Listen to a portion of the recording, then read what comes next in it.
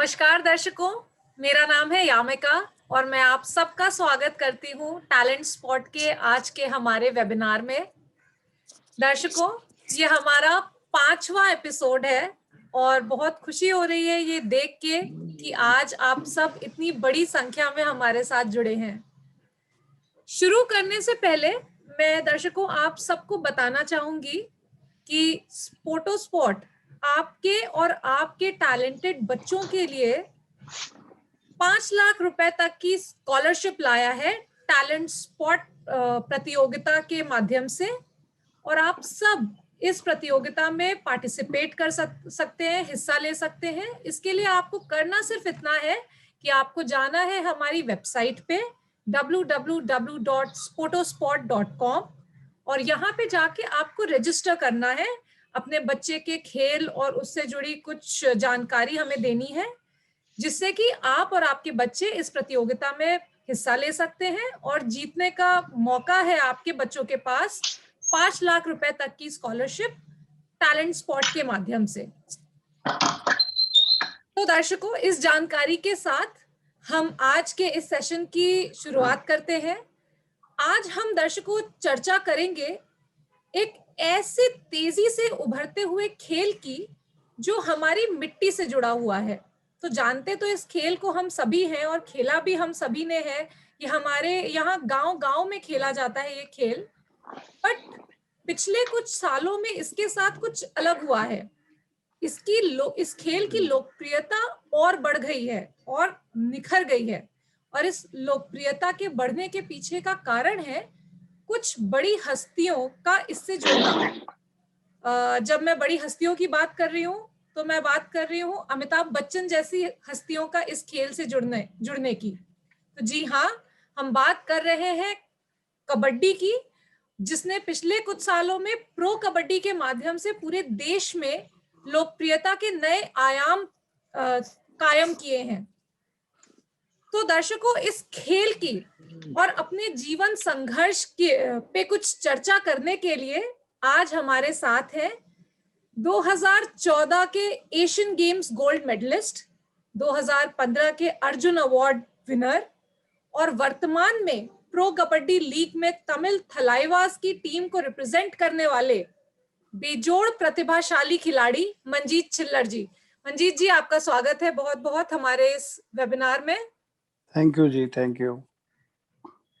और दर्शकों, मंजीत जी का साथ दे रहे हैं स्पोटो स्पॉट के हमारे 2 बेजोड़ को-फाउंडर्स। सबसे पहले मैं स्वागत करूंगी 2015 कॉमनवेल्थ हेवीवेट रेसलिंग चैंपियनशिप के विजेता, फिट इंडिया मूवमेंट के ब्रांड एम्बेसडर, मशहूर रेसलर संग्राम सिंह जी का।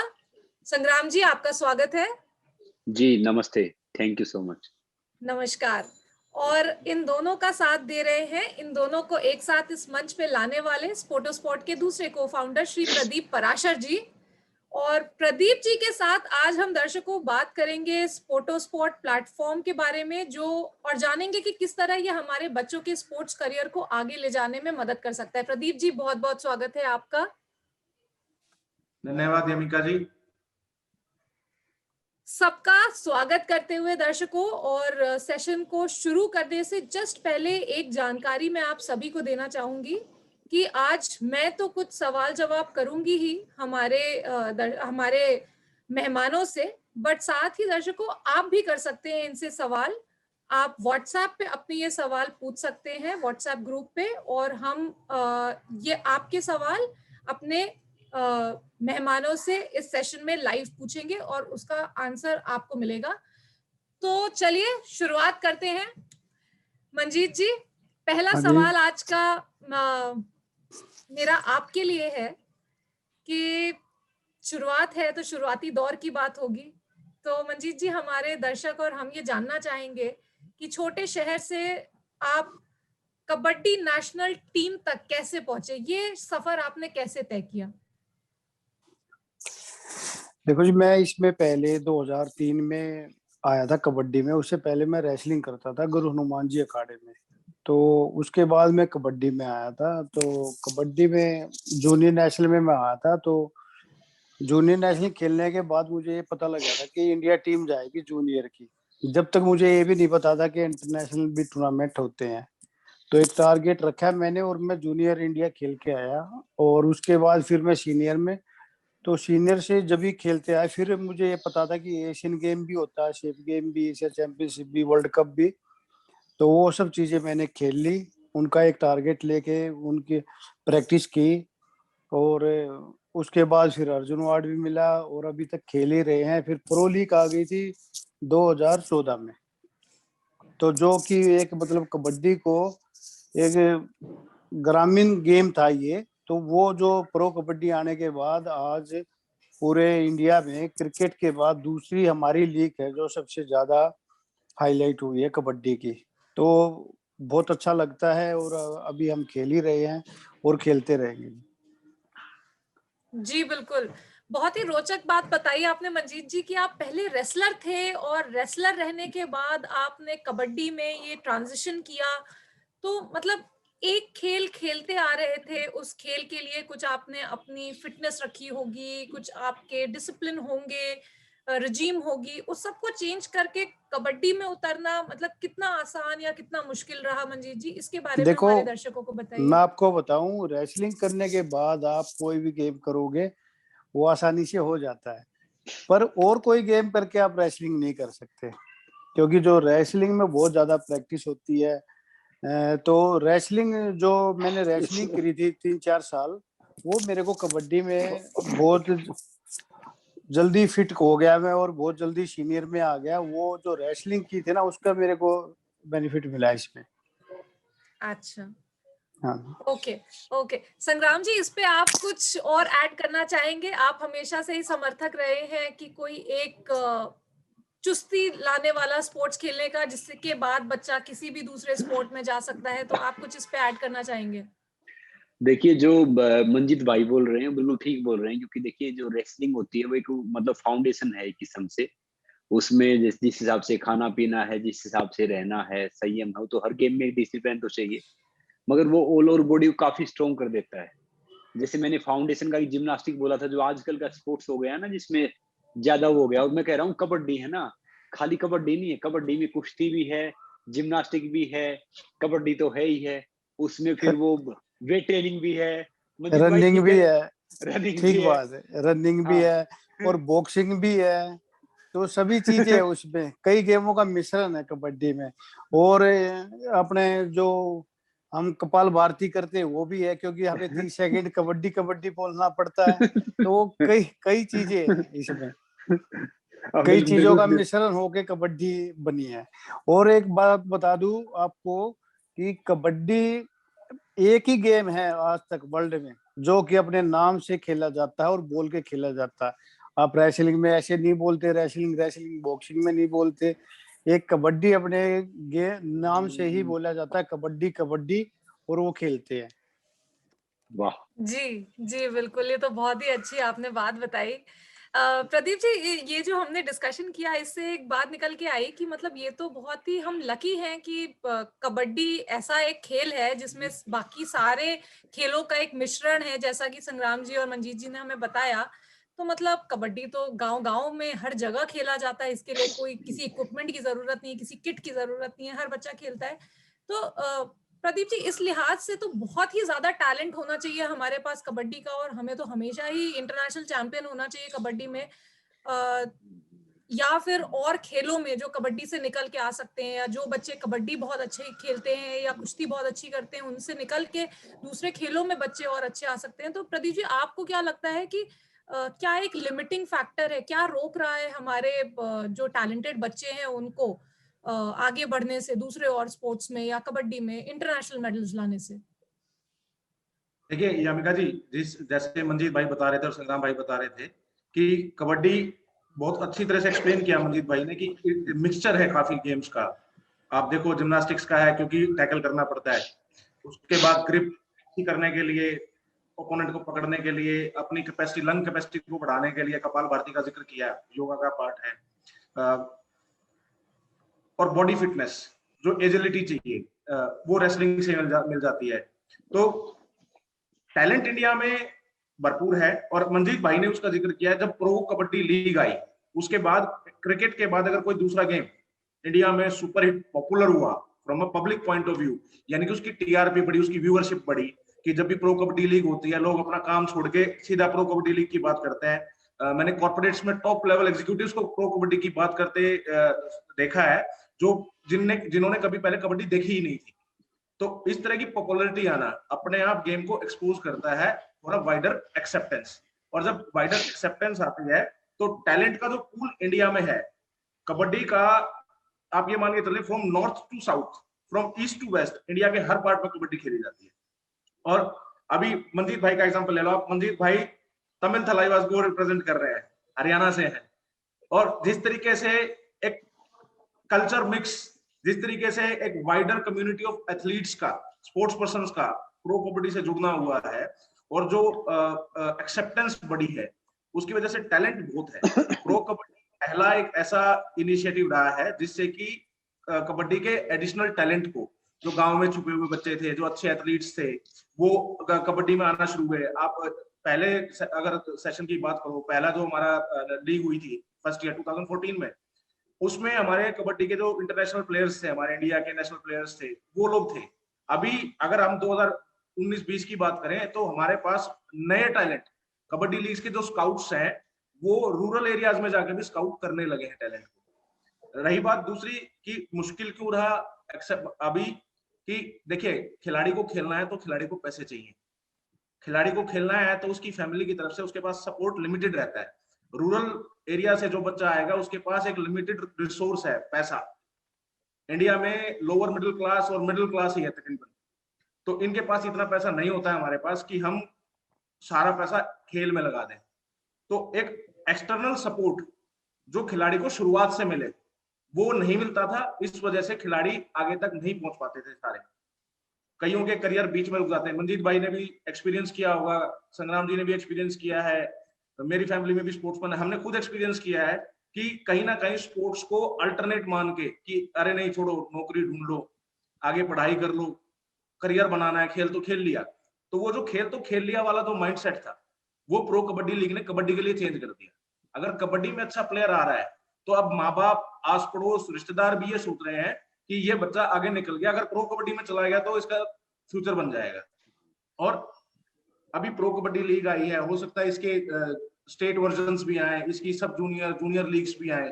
तो इन बच्चों को, जैसे अमेरिका में आप देखो जूनियर सॉकर लीग है, रग्बी लीग है, बेसबॉल लीग है, इस तरह के क्लब्स और लीग्स जब बनने शुरू हो जाएंगे तो टैलेंट को बहुत अच्छा एनहांसमेंट मिलेगा।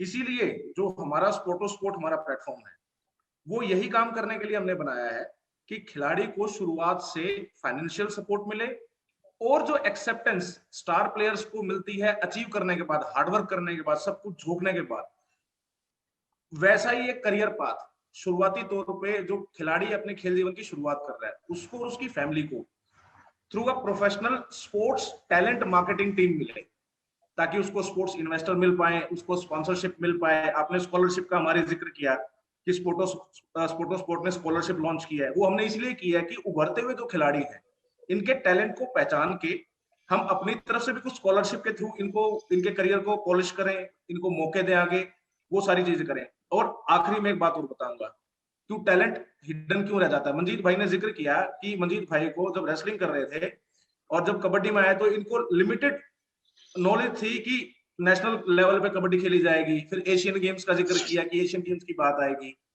तो करियर बनाने के लिए जब खिलाड़ी मैदान में आता है तो उसको उसके करियर का पूरा स्कोप मालूम होना चाहिए कि स्टेट क्वालिफायर्स कब होंगे, आपके गेम में क्या क्या होने वाला है और क्या क्या होगा, ताकि वो अपने टारगेट को सेट करे।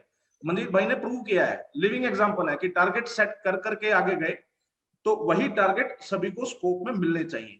और जब तक वो रूरल ग्राउंड में हमारे ग्रास रूट लेवल के एथलीट्स को वो नॉलेज मिले, इसके लिए स्पोर्ट बनाया ताकि हर गेम की जानकारी, हर क्वालिफायर की जानकारी, उस गेम के लिए किस तरह की ट्रेनिंग की जाएगी, या उस गेम को टारगेट रखते हुए, उस पर्टिकुलर टूर्नामेंट को टारगेट रखते हुए कौन से एडिशनल कोचेज या कौन सी एडिशनल कोचिंग फैसिलिटी, वो सब चीजें मिले, वो सब स्पोर्ट अपने उभरते हुए खिलाड़ियों को लेते। Thank you Pradeep ji. ये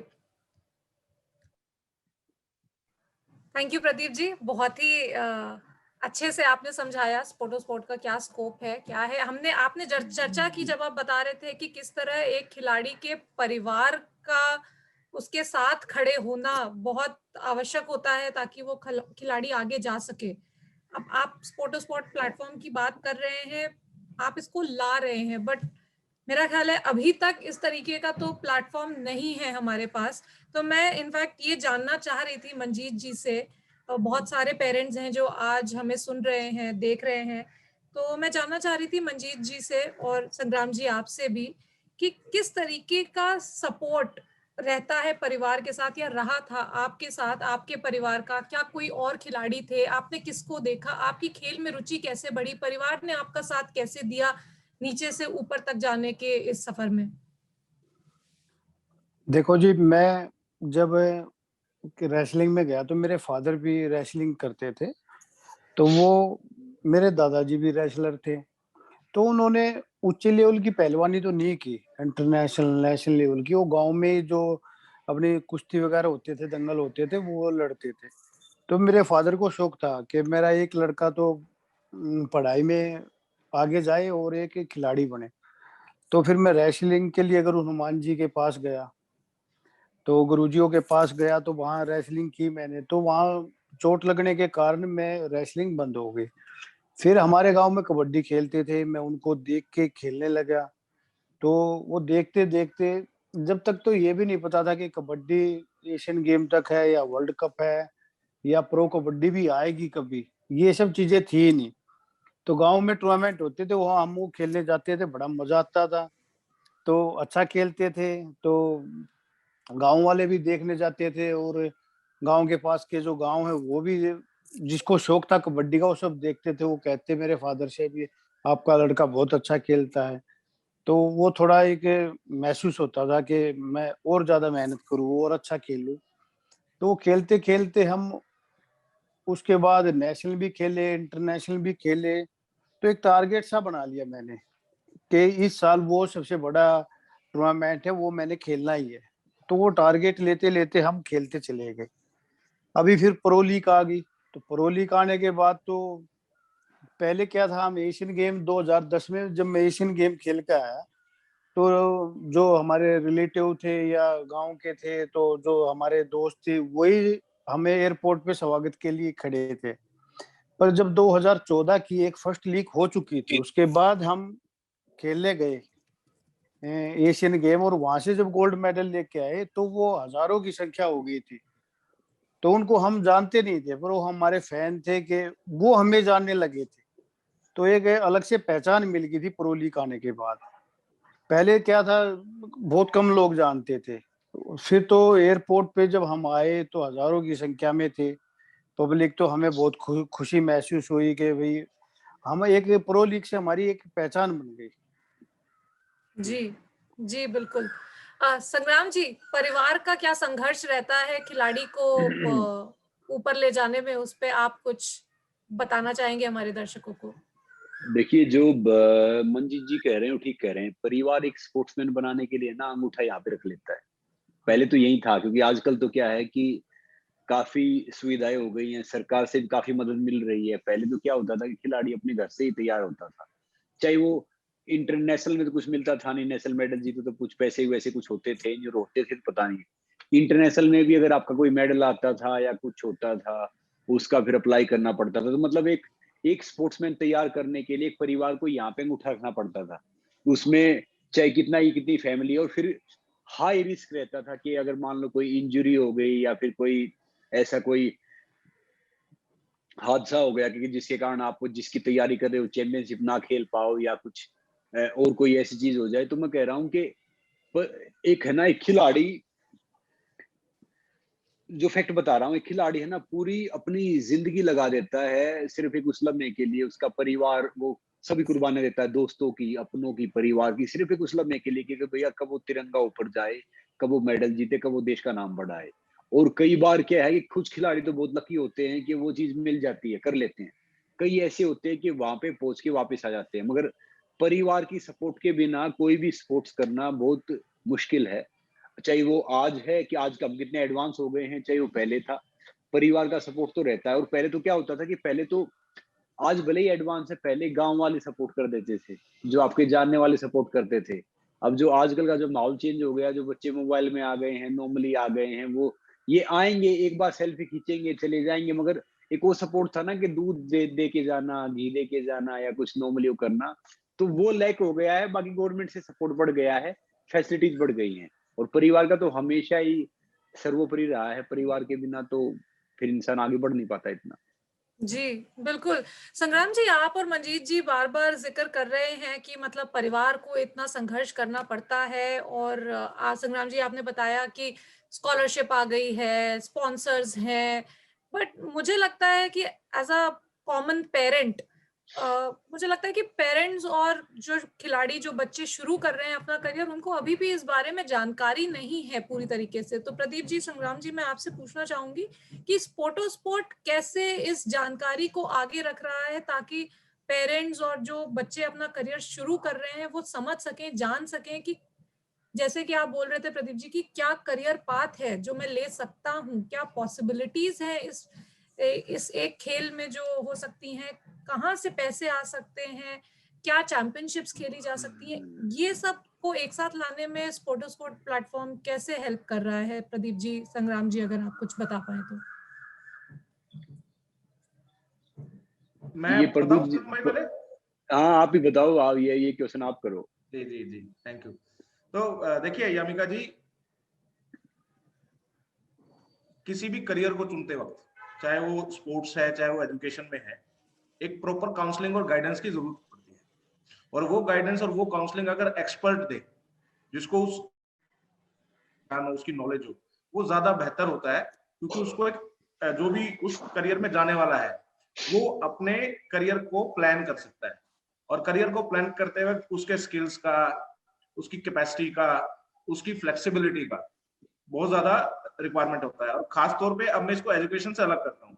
एजुकेशन में ओनली एंड ओनली बच्चा है, वो पढ़ेगा, आगे बढ़ेगा, करियर चूज करेगा। स्पोर्ट्स में क्योंकि हमने देखा, हमारे स्टार खिलाड़ी भी बता रहे हैं कि फैमिली का सपोर्ट, और संग्राम भाई ने भी बताया कि फैमिली का सपोर्ट बहुत ज्यादा जरूरी है। और पहले तो गांव तक सपोर्ट करता था, कम्युनिटी सपोर्ट चाहिए होता है। तो क्योंकि स्पोर्ट्स जो है वो टैलेंट फोकस्ड करियर पाथ है, जिसमें टैलेंट जरूरी है, हार्डवर्क जरूरी है। और वो हार्डवर्क और वो टैलेंट को राइट पाथ पे रखने के लिए कौन सा गेम राइट फिट है, कौन सा गेम में क्या क्या ऑप्शंस हैं, वो सारी चीजें, और एज अर्ली एज पॉसिबल परिवार का पैसा कम लगे और खिलाड़ी के स्किल के ऊपर और खिलाड़ी के टैलेंट के ऊपर और उसकी अचीवमेंट के बेसिस पे उसको मार्केटिंग एंडोर्समेंट्स की एक्टिविटीज मिलनी शुरू हो, उसको रेवेन्यू मिलना शुरू हो, उसको स्पॉन्सरशिप्स मिलनी शुरू हो। बहुत सारी स्कॉलरशिप चलती हैं, लेकिन रूरल सेक्टर में या जो ग्रास रूट एथलीट है उसको उसकी नॉलेज नहीं है। और तीसरी सबसे बड़ी बात वो है कि अगर उसको नॉलेज भी है तो स्कॉलरशिप में अप्लाई करना एक बात, और स्कॉलरशिप लेने के लिए अपने टैलेंट को शोकेस करना एक अलग बात है। जंगल में नाचा मोर किसने देखा, ये कहावत है हिंदी के अंदर, इडियम है बहुत बड़ा। और वो हमारे खिलाड़ियों के साथ काफी हद तक होता है जो ग्रास रूट लेवल का खिलाड़ी है। जब तक वो अचीव नहीं करता, जब तक वो स्टार नहीं बनता, और मंजीत भाई ने भी बताया कि जब एशियन गेम जीते तब हजारों की संख्या में फैन आ गए। लेकिन अगर मंजीत जी को वही मौका जब उन्होंने करियर स्टार्ट किया, उसी समय उनकी मार्केटिंग, उनके बारे में सबको पता हो कि ये करने वाला है और इस खिलाड़ी ने ये अचीव किया है और पोटेंशियल क्या है, ताकत क्या है।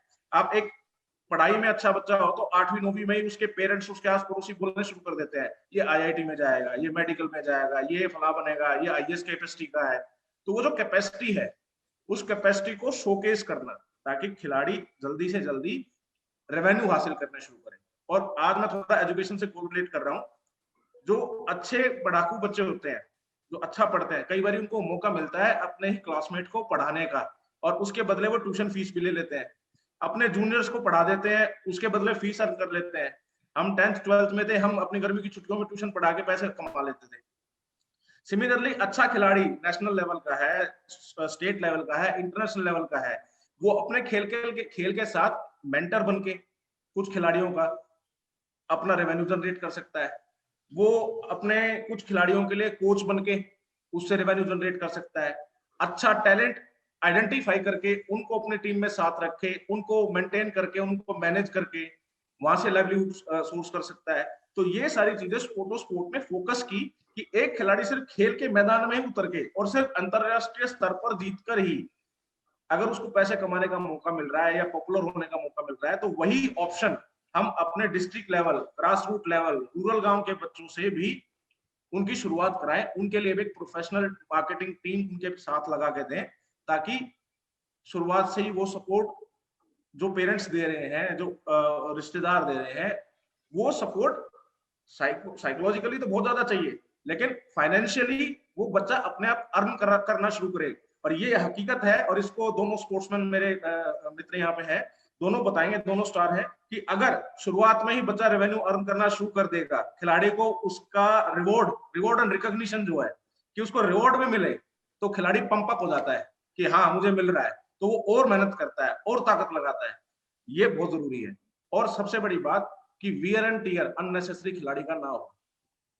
तो वो वियर एंड टियर ना हो तो उसको कौन कौन से क्वालिफायर्स है, कौन से गेम इंपॉर्टेंट है, कौन से मतलब सिर्फ टूर्नामेंट है for the sake of tournament, वो अननेसेसरी टूर्नामेंट ना खेले, वो टूर्नामेंट खेले, वो गेम में पार्टिसिपेट करे जहां से उसका करियर आगे बढ़े, यानी कि स्टेप अप हो। तो वो सारी चीजें as a professional guidance, as a professional mentor, as a professional coach, sport अपने प्लेटफॉर्म के through along with sports investor हम ये सारी अपने जो बडिंग एथलीट्स हैं इन सब के लिए अरेंज कर रहे हैं। बिल्कुल बिल्कुल, मेरा ख्याल है बड़ा चेंज या बड़ा सुधार तभी आएगा जब हर पेरेंट, हर बच्चा स्पोर्ट्स को as a true career option देख पाएगा। तो स्पोर्ट्स में भी मैं करियर बना सकता हूँ, ये एक समझ होनी चाहिए पेरेंट्स में भी और बच्चों में भी, इसकी जानकारी भी होनी चाहिए। तो मंजीत जी, आज हम कबड्डी की बात कर रहे हैं, मतलब क्रिकेट, बैडमिंटन, टेनिस जैसे स्पोर्ट्स में तो सब बच्चे जाना चाहते हैं, जानते हैं कि इसका अच्छा स्कोप है, आगे जाके खेल सकते हैं एटसेट्रा। बट मंजीत जी, आप क्या बताना चाहेंगे हमारे पेरेंट्स को जो हमें सुन रहे हैं, देख रहे हैं, कि कबड्डी में as a future scope, as a sport कितना स्कोप है? क्या आजकल के बच्चे अपने आप को फिट करके कबड्डी में अपने आप को एक्सपर्ट करके आगे देख सकते हैं अपना future career in kabaddi as a sports? हाँ जी, जरूर देख सकते हैं, क्योंकि आपको बता दूं 1990 में पहले एशियन गेम में शामिल हुई थी कबड्डी। तो उस टाइम पे एशियन गेम और सेफ गेम ही था, और हमारे जब हम खेलने लगे तो उसमें एशिया चैंपियनशिप भी, वर्ल्ड कप भी, कई से इंडोर एशियन गेम, बीच एशियन गेम, बहुत से इंटरनेशनल लेवल के टूर्नामेंट होने लगे कबड्डी में। प्रो लीग भी आ गई। तो अब क्या है कि आज प्रो कबड्डी आने से अगर लड़का कोई, मैं एक आपको बताता हूँ, प्रदीप नरवाल कभी जूनियर नेशनल नहीं खेला था, कभी सीनियर नेशनल नहीं खेला था, कभी इंडिया नहीं खेला था। तो मैं सेकंड सीजन में उसको लेके गए थे और वो अच्छा खेला। फिर थर्ड सीजन में वो पटना की टीम में चले गए। तो वो इंडिया और नेशनल बाद में खेला था। पहले उसने अपने इंडिया में ये कर दिया था कि प्रदीप नरवाल बहुत अच्छा खिलाड़ी है। तो आज का मानना ये है मेरा कि कबड्डी ऐसी चीज है कि आप, एक तो खर्चा नहीं है ज्यादा गेम में, जब आप खेलने लगोगे तो ज्यादा खर्चा नहीं है, क्योंकि एक किट लेके तो जाना है और कहीं भी मिट्टी का ग्राउंड बना के आप खेल सकते हो। तो जैसे कि क्रिकेट में है, बैट अलग लेके आना पड़ता है, पैड अलग, किट पूरा बैग, किट बैग लेके आना पड़ता है। वही 50-60 हजार या लाख 2 लाख का कितने का आता है मुझे पता नहीं। तो कबड्डी ऐसा चीज गेम है कि आज मैं आपको बता दूं, जिस गांव में कबड्डी नहीं खेलते थे, नाम भी नहीं था कबड्डी का, उस गांव में भी कबड्डी की आज 4-4 टीमें बन गई हैं। मतलब कि 50-50 लड़के कबड्डी खेल रहे हैं। तो कबड्डी आज के दिन बहुत ऊपर जा रहा है, और मैं तो कहूंगा और जाना भी चाहिए। आज आप ये मानोगे कि हमारी जब प्रो कबड्डी शुरू होने से पहले 18 से 22 साल के लड़कों की ट्रायल होती है, वो टीम में 4 या 6 लड़के लेने पड़ते हैं 18 से 22 साल के। तो उसमें ये मान लो अपने हरियाणा में एक ट्रायल होती है तो कम से कम 1200-1500 लड़के आते हैं ट्रायल देने। ऐसे तमिलनाडु में, ऐसे महाराष्ट्र में। तो अब पहले इतना कबड्डी का क्रेज नहीं था, बहुत कम आदमी जानते थे। बचपन में स्कूल में तो सब खेले हैं कबड्डी, पर ये नहीं पता था कि कबड्डी आज इतने ऊपर तक चली जाएगी। तो अब नए बच्चे इतने खेल रहे हैं, तो वो टैलेंट भी आएगा अच्छा अच्छा भी। देखो जैसे नवीन आ गया, नवीन लड़का है, पवन है, तो ये लड़के उभरते सितारे हैं, आगे 10-15 साल खेलेंगे, इंडिया के लिए भी खेलेंगे और उनका भी कैरियर अच्छा हो रहा है। अब मान लो अब 1-1 1.5 करोड़ रुपये एक खिलाड़ी को मिल रहा है आज के दिन। तो मेरा मानना है कि कबड्डी में आप अगर खेलेंगे कोई भी बच्चा और अच्छी ने प्रैक्टिस करेंगे, त्याग तपस्या से, डिसिप्लिन से रह के अच्छा खिलाड़ी बनेगा तो बहुत ऊपर तक जाएगा।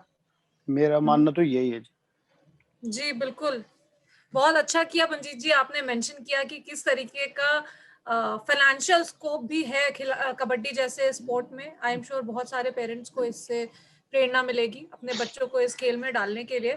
बट ऐसा माना जाता है या ऐसा देखा जाता है कबड्डी मतलब गांव का खेल है, गांव के बच्चे ज्यादा तंदुरुस्त होते हैं, ज्यादा फिट होते हैं, इसलिए ज्यादा कबड्डी जैसा गेम जिसमें बहुत ही संयम और सांस पे कंट्रोल की जरूरत होती है तो वो लोग कर पाते हैं। क्या मतलब ऐसा कुछ है गांव और शहर के बच्चों के बीच में? मंजीत जी आप भी, संग्राम जी प्लीज आप भी इस पे रोशनी डालिएगा, आप फिट इंडिया मूवमेंट के ब्रांड एम्बेसडर हैं, आप बताइएगा कि कैसे एक फिटनेस रिजीम मेंटेन कर सकता है एक बच्चा छोटेपन से ही, ताकि कबड्डी जैसा गेम वो स्पोर्ट वो आगे जाके खेल सके। मंजित भाई बताएंगे पहले, फिर मैं बताऊंगा। देखो जी, मैं आपको बता दूं, ऐसा कोई भी ऐसी चीज नहीं है कि ये गांव के लड़के जो वही कबड्डी खेल सकते हैं, वही रेसलिंग कर सकते हैं। अब जैसे क्रिकेट है, क्रिकेट में एक ये है कि शहर के ही लड़के क्रिकेट खेल सकते हैं, पर वो भी ऐसा नहीं है। अपने जो वीरेंद्र सहवाग जी हैं वो भी एक गांव से ही हैं, तो वो उन्होंने भी तो क्रिकेट खेला है। और ऐसी कोई भी बात नहीं है। और जिसने मन बना लिया ना कि मैंने इस गेम में और उस वो सबसे बड़ा टारगेट हासिल करना है तो करेगा। ऐसी बात नहीं है कि गांव के लड़कों में अलग सी जान होती है, ऐसा कुछ नहीं है। वो जो प्रैक्टिस और मेहनत करते हैं तो सब में एक जैसे होती है। अब जैसे कि अपना ये गांव का ही लड़का है नवीन, पर वो बहुत कम एज का है, तो वो जो और बड़े बड़े खिलाड़ी हैं उनसे भी अच्छा खेल रहा है आज के दिन। तो ये ऐसी कोई भी बात नहीं, इसमें एज की भी वो नहीं है। और बस ये है कि मेहनत करनी चाहिए, और ना गांव की ना शहर की कोई बात नहीं। आप लोग देखोगे, अब जितने भी प्राइवेट स्कूल है शहर में, आप देखना कि हर स्कूल में कबड्डी के मैच आ गए हैं, और कबड्डी खेल भी रहे हैं, और अच्छे अच्छे लेवल पे खेल रहे हैं। एक हमारा केवीडी जूनियर का एक प्रो लीग के टाइम पे हमारे बीच में मैच होते हैं, तो वो सभी प्राइवेट स्कूलों के ही मैच होते हैं। तो उसमें देखो कितने अच्छे अच्छे टैलेंट वाले बच्चे खेल रहे हैं। और वो टूर्नामेंट आप देखना केवीडी जूनियर के नाम से आता है, प्रो लीग जब होती है हमारे, तो वो बहुत अच्छे अच्छे, वो सारे ही शहर के लड़के हैं, गांव के नहीं है, शहर के ही लड़के हैं। और बहुत अच्छा टैलेंट है, राइडर है, टैकल करने वाले, हमारे से भी अच्छी टेक्निक उनके पास है। तो ऐसी कोई जी बात नहीं है जी। चलिए, देखिए, बहुत अच्छी बात है संग्राम जी। जी जो मंजीत जी ने कहा वो बात सही है बिल्कुल। मगर क्या है कि जो आजकल जैसे जिस हिसाब से चल रहा है, जो आजकल हम देख रहे हैं कि बच्चों के स्कूल कोरोना के कारण ये ऑनलाइन हो गए हैं। बहुत से माता पिता कहते हैं कि भैया, मैंने खुद देखा है कि वैसे तो किसी भी गेम के लिए आपको डिसिप्लिन फोकस तो रहना चाहिए, फिर आप सब कर सकते हैं। क्योंकि पुरानी कहावत है, हौसले हो बुलंद, हौसले हो अगर बुलंद तो मुट्ठी में हर मुकाम है। मुश्किलें और मुसीबतें तो जिंदगी में आम। तो अगर इंसान ने अपना हौसला बना लिया, मन बना लिया, तो आगे जाएगा। अगर आजकल मैं देख रहा हूँ, बहुत से माता पिता कहते हैं कि मेरा बेटा ना खाना तब खाता है जब वो फोन चेक कर लेता है, वो फोन देखता है, वो तो खाना खाएगा ही नहीं। और माँ पता क्या करती है, अपना टाइम बचाने के लिए बच्चे सामने मोबाइल लगा देती है, वो गेम खेलने लगता है, फिर नॉर्मली करते हैं। तो क्या होता था कि उस टाइम पे जब हम छोटे थे तो बचपन में उसी मिट्टी में धूल में थोड़े से बड़े हुए हैं, वही से होकर करके, तो इन बच्चों के मुकाबले थोड़ा सा स्ट्रोंग हो जाते हैं वो, मतलब किसी भी तरीके से। मगर आजकल मैं देख रहा हूँ, मैं भी गांव में गया तो मैं हैरान रह गया कि 3 साल के बच्चों को, 5 साल के बच्चों को, 6 साल के बच्चों को चश्मे चढ़े हुए थे, चश्मे लगे हुए थे। और पहले क्या होता था कि हर घर में दूध होता था, घी होता था, अब चाउमीन की रेडी लग रही थी। अब मैं देख रहा था कि भैंस गाय मतलब रेयर दिख रही थी गांव में। पहले तो क्या होता था कि हर घर में कई भैंस कई गाय होती थी। तो क्या है कि हमने जो वो मिट्टी से जुड़ना और नेचर से जुड़ना थोड़ा छोड़ा आना चाहिए, आप शहर में या गांव में हैं तो थोड़ी कमी तो आ ही जाती है। और जो जैसे हम जब करते थे तो भैया आज भी याद है कि पैरों में जूते नहीं होते थे जब भागते थे। मतलब आजकल तो जो जरूरतमंद से जरूरतमंद है, गरीब से गरीब इंसान है, उसके पास भी ट्रैक सूट है, उसके बच्चे पास भी, हम देख सैंडो बनियान में ऐसे रहते थे। तो ये बढ़ गया है, मगर क्या है कि बच्चा कहीं भी हो उसको है ना नेचर से जोड़ो। नेचर से अगर जुड़ा रहेगा, उसमें एक डिसिप्लिन रहेगा। देखो प्रैक्टिस, डाइट, रेस्ट, ये 3 चीज ऐसी है किसी भी अच्छे स्पोर्ट्समैन बनाने के लिए, मगर सबसे जो जरूरी चीज है वो डिसिप्लिन है। और फिर उससे भी जरूरी चीज है कि आप उस गेम को सीरियसली प्यार कर रहे हो, सीरियसली उसको दिल से चाह रहे हो, जुनून है। तो मैं कह रहा हूँ कि उस गेम में आप नॉर्मली आगे पहुंचोगे। अभी 2-3 दिन पहले मुझे एक डॉक्टर बता रहा था, मतलब डॉक्टर काफी एक्सपर्ट थे, मैं कहीं प्रोग्राम में गया हुआ था, बोला कि दिल्ली में और महानगरों में है ना, अब हमने चेक किया तो बच्चों की हड्डियां ना थोड़ी कमजोर है। मैं क्यों कमजोर है, बोला कि क्या होता है कि बच्चा काफी घरों में, सब घरों में नहीं, काफी घरों में क्या होता है कि एसी में बड़ा होता है, एसी में खेलता है, एसी में बाहर जाता है, स्कूल बस एसी है, स्कूल में एसी है, जो नॉर्मली वो करता है। तो जो उसकी ग्रोथ है ना, जो विटामिन डी की है, धूप की है, जो बाकी चीजों की, वो थोड़ी सी कम हो गई है पहले के मुकाबले। तो इसके कारण थोड़ा सा ग्रोथ में थोड़ी सी कमी आई। डॉक्टर मतलब कोई नॉर्मल नहीं था, डॉक्टर काफी सीनियर था, मतलब एक्सपर्ट था, वन ऑफ द इंडिया के टॉप सर्वोच्च संस्थान का। तो मैंने सोचा कि शायद वो कह रहा है, मगर क्या है कि जैसे मंजीत जी ने बताया कि हर जगह आप कुछ भी करो, जुनून चाहिए, प्रैक्टिस चाहिए। जब एक पतली सी रस्सी पत्थर पे निशान कर सकती है, तो हम तो इंसान, हम कुछ भी कर सकते हैं, बशर्ते वो जुनून चाहिए। तो आप चाहे शहर में रहो, आप गांव में रहो, जैसे एकलव्य तो जंगल में बन गया था, खाली एक मिट्टी की वो मूर्ति, प्रतिमा बना रहे। तो ये आपके ऊपर है कि आप उसको कितना वो सब कर रहे हो। जी जी बिल्कुल। मंजीत जी, इसी बात पे मेरा ख्याल है कि बहुत सारे पेरेंट्स हैं जो जानना चाहेंगे, बच्चे भी हैं जो जानना चाहेंगे, आपका फिटनेस रिजीम कैसा रहता है? आप किस तरीके का फिटनेस डिसिप्लिन फॉलो करते हैं अपने आप को फिट रखने के लिए, कबड्डी खेलने के लिए? हमारे देखो बच्चे हैं, जी, बहुत सारे सुन रहे हैं। जी जी ये मेरा ही नहीं है, ये हर खिलाड़ी का है। खिलाड़ी जब बनता है, इस लेवल पे जाता है, तो बहुत त्याग तपस्या करनी पड़ती है उसको। उसको हर चीज ये भी देखना पड़ता है क्या खाना क्या नहीं है। हम मान लो जो डाइट है हमारा, एक वो डाइट ही ले सकते हैं हम। जैसे किसी शादी में गए, उधर खाना नहीं खाते हम, क्योंकि वो घर पे ही आके खाना खाते हैं हम। चाय है, चाय अब आम आदमी तो दिन में 4-5 चाय ले लेते हैं। तो हमें ऐसी चीज नहीं, हमें बादाम पीना है, दूध पीना है, दही खानी है।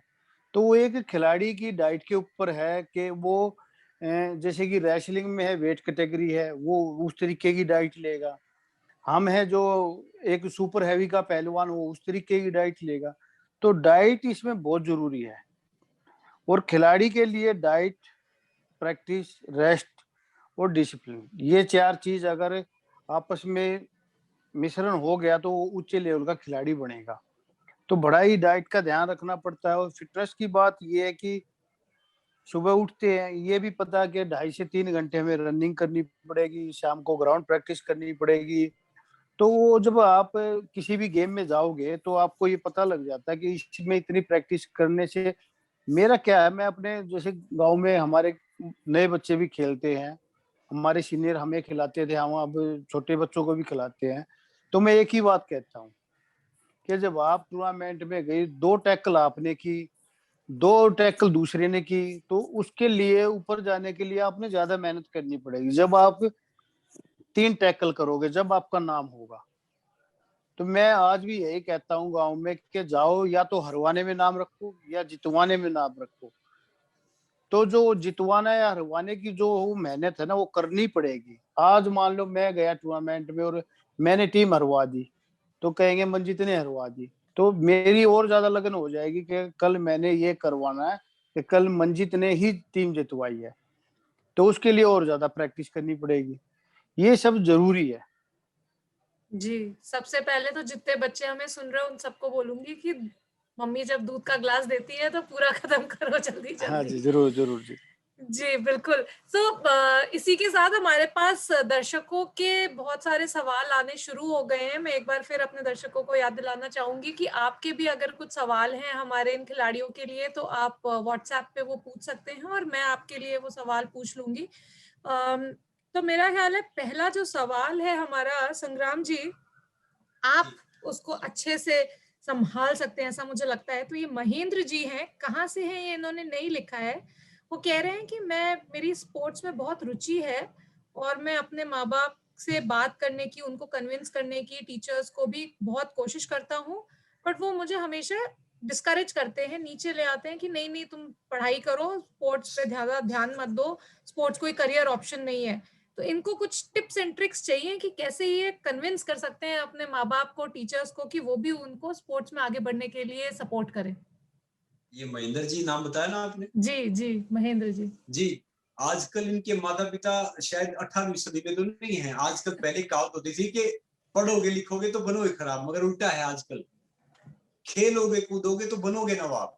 मतलब अगर आजकल तो जो खेल में इतना है भैया, जो पढ़ाई करने वाले हैं, मैं कहता हूँ पढ़ना बहुत अच्छी बात है, नॉर्मली है।